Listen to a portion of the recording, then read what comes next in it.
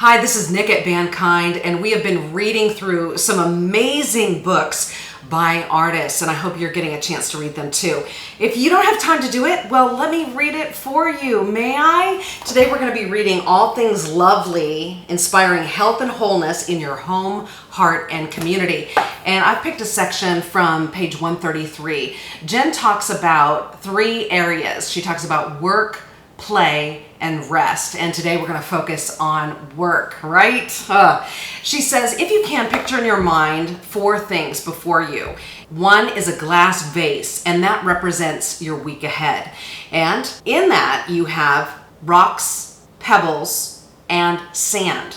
Those are the four things before you. Now, if you can imagine putting in the rocks first, and then the pebbles, and then knowing that when you pour in the sand, it sort of fills around in those needs. Now, that's a picture of your week that she's talking about. And she says, if we don't plan, the weeks will haphazardly fill with sand because we haven't determined what the priorities are.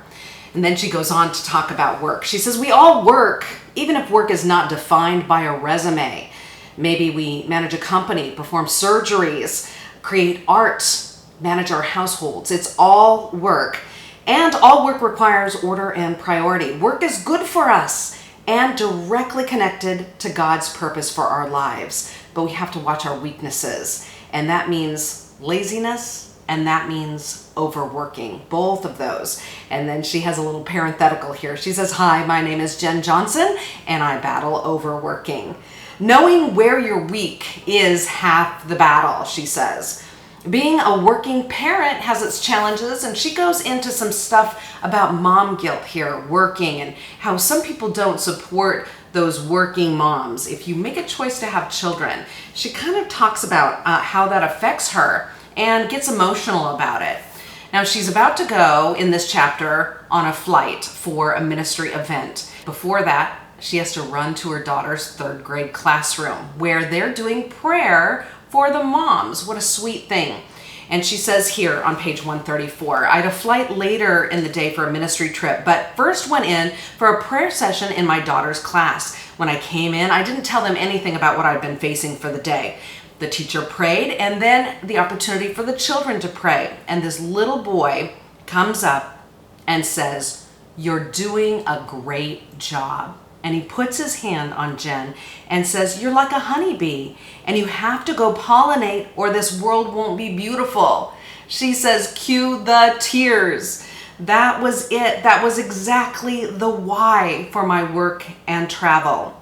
God was using us not only to lead worship and write songs, but to encourage and unite the global church. Another little girl came over and prayed for Jenn and said, you pollinate with the love and joy of God. More tears, she said. And the rest of what they said was a complete blur. So then she goes, she gets on the plane to head to this event. In the long flight, she said, it hit me. Another tidal wave of working mom guilt came crashing down on me.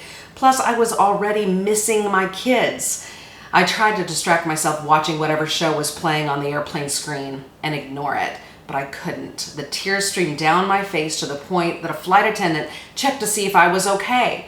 I sat there, sad, waiting for the flight to end. But just then, I heard God, tune into what you're watching. Like thunder, his voice broke me out of my fog. I tuned in to what I'd been watching for the past hour, a nature documentary on honeybees and the global benefit of cross-pollination.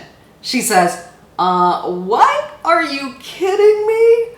She said she laughed out loud. Yes, Jesus, I hear you. I knew I was called to be a mom, she says. I knew I was called to write songs, lead teams, worship, and travel. I knew I could do it all if I followed the lead of the Holy Spirit from season to season. For me, it's meant that sometimes my work calls me away from home. And sometimes I say no to opportunities because I want to be at my kids' events and don't want to overcrowd our lives. It's a journey and a juggle, she says. But when we follow the Holy Spirit, He guides us through it. We change, our kids change, seasons change. And we need to be pliable and willing to change too, as God brings order and direction into our lives. Many times in my life, I've just missed it completely and packed too many things into the week or month. And when that happens, all I can do is say, I'm sorry to the people in my life who are affected, and try again to get it right, learning from my mistakes. Whatever your work today, put it on the table, ask God about it, and see if there's anything that you need to get in order.